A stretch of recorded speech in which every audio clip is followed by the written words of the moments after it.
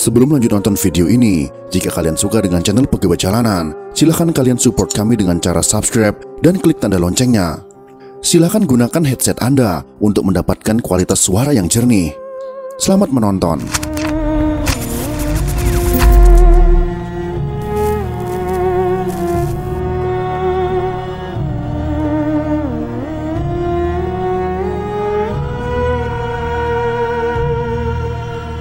Dua tokoh nasional yang sudah sangat berjasa bagi bangsa Indonesia, dan pastinya semua rakyat Indonesia mengenal beliau berdua.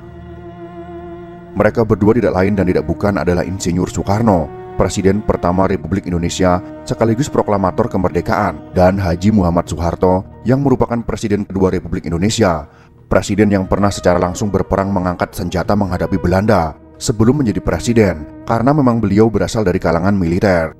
Keduanya mempunyai jasa yang besar dalam eksistensi Republik Indonesia. Dalam video kali ini, kami ingin memvisualisasikan percakapan yang mengharukan terhadap kedua tokoh pemimpin besar ini, yang kami cuplik langsung dari buku autobiografi Soeharto, Pikiran, Ucapan, dan Tindakan Saya, yang ditulis oleh G. Dwipayana dan Ramadan KH. Ini merupakan ucapan Pak Harto yang dituliskan dalam sebuah buku agar menjadi referensi untuk generasi-generasi muda yang pastinya kebanyakan buta dengan sejarah. Kita tidak sedang membahas perbedaan pandangan politik atau apapun, tetapi kita sedang menceritakan sebuah peristiwa yang bersumber langsung dari pelaku sejarah tersebut. Beginilah penuturan langsung Pak Harto dalam buku tersebut.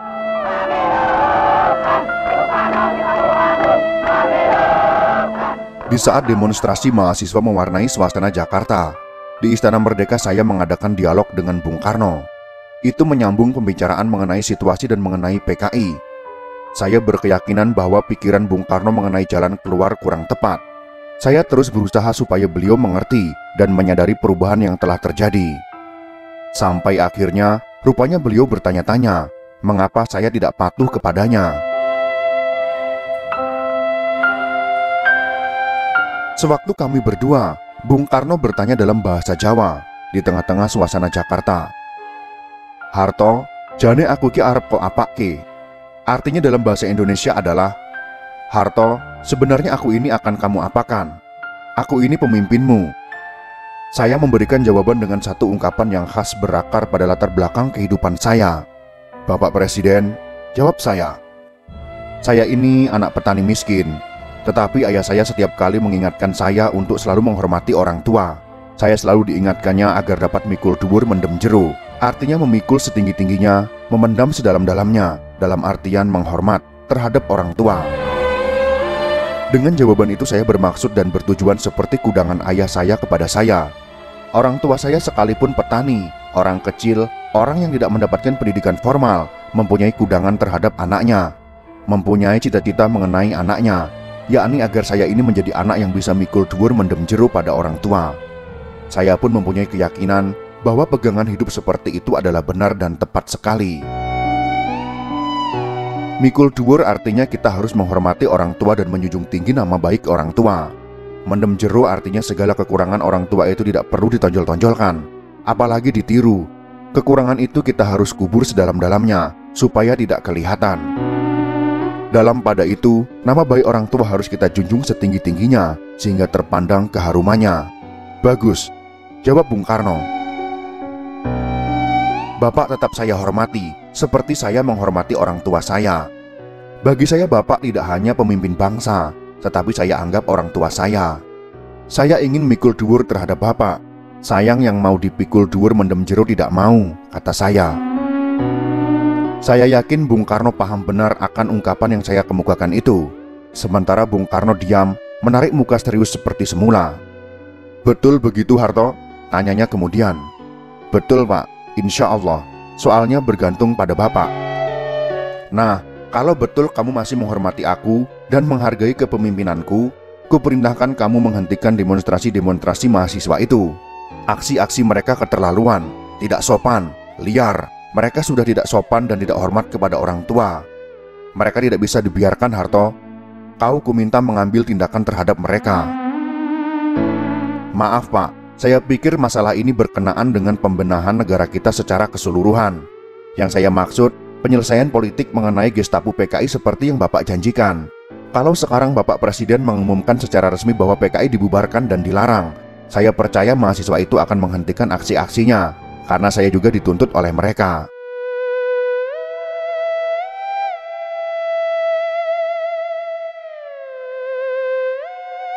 Penyelesaian politik Gestapo Gestok PKI lagi yang kau sebut, Harto? Kamu tadi mengatakan tetap menghormati kepemimpinanku. Tak pernah goyah, Pak, jawab saya. Kalau begitu laksanakan perintahku, kata Bung Karno. Saya tidak menjawab, Bung Karno juga diam. Kemudian berulang kali saya renungkan adegan ini. Jane aku ki arep kok apa ke? Kalimat itu saya artikan, beliau belum saja bisa menangkap sikap saya. Kata-kata saya yang terus-menerus saya sampaikan kepada beliau, yang selalu berbeda dengan pendiriannya, belum bisa saja beliau tangkap. Atau bisa beliau tangkap, tapi belum beliau yakini benar-benar. Beliau mempunyai satu pendirian, saya mempunyai pendirian lain. Tetapi saya tidak menantang begitu saja, namun juga tidak patuh begitu saja. Saya sebagai bawahan sebenarnya harus taat. Apa yang diperintahkannya seharusnya saya patuhi. Tetapi saya sebagai pejuang tidak mungkin patuh begitu saja. Ya, saya jawab pertanyaan Bung Karno itu. Saya akan mikul dhuwur mendem jero. Dilihat dari segi agama maupun kebatinan, pegangan mikul dhuwur mendem jero itu merupakan realisasi daripada iman, daripada percaya kepada Tuhan yang Maha Esa. Apa wujud iman yang digambarkan di sini? Mengakui kenyataan bahwa orang tua merupakan perantara daripada lahirnya manusia. Tuhan menciptakan manusia melalui orang tua, yaitu ayah dan ibu. Oleh karena itu, orang yang beriman, yang percaya kepada Tuhan, wajib menghormati orang tua. Karena orang tua itulah yang menjadi perantara kita sampai akhir di dunia ini, dan mengasuh kita sampai betul-betul kita bisa hidup sendiri sebagai orang dewasa. Begitu juga sikap kita terhadap guru. Guru menjadi perantara kita sehingga kita mengetahui sesuatu, dari tidak bisa membaca sampai bisa membaca, dari tidak bisa menghitung sampai bisa menghitung. Begitu juga halnya sampai kita bisa menulis. Oleh karena itu, kita wujudkan takwa kepada Tuhan itu berdasarkan iman, antara lain dengan menghormati orang tua dan guru kita. Namun, ternyata saya tidak patuh secara begitu saja. Bab kalau saya menurut kehendak beliau, berarti saya berbuat salah. Dalam pada itu, terhadap beliau saya tetap bersikap sebagai anak pada bapak. Tetap tenang dan sabar bila menghadapi beliau sedang marah. Saya selalu ingat falsafah. Suro diro joyo ningrat lebur dening pangastuti.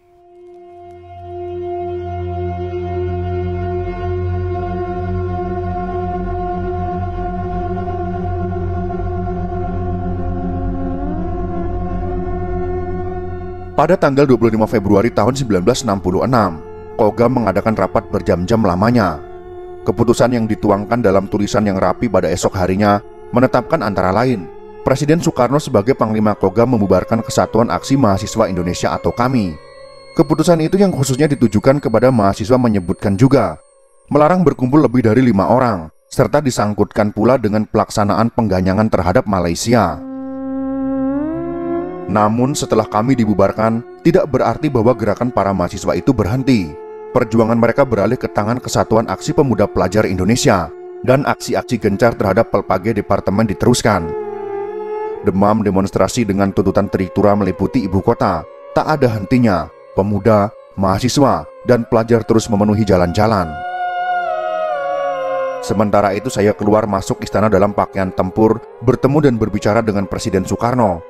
Saya dengarkan pendirian beliau. Presiden kita terus pada pendiriannya.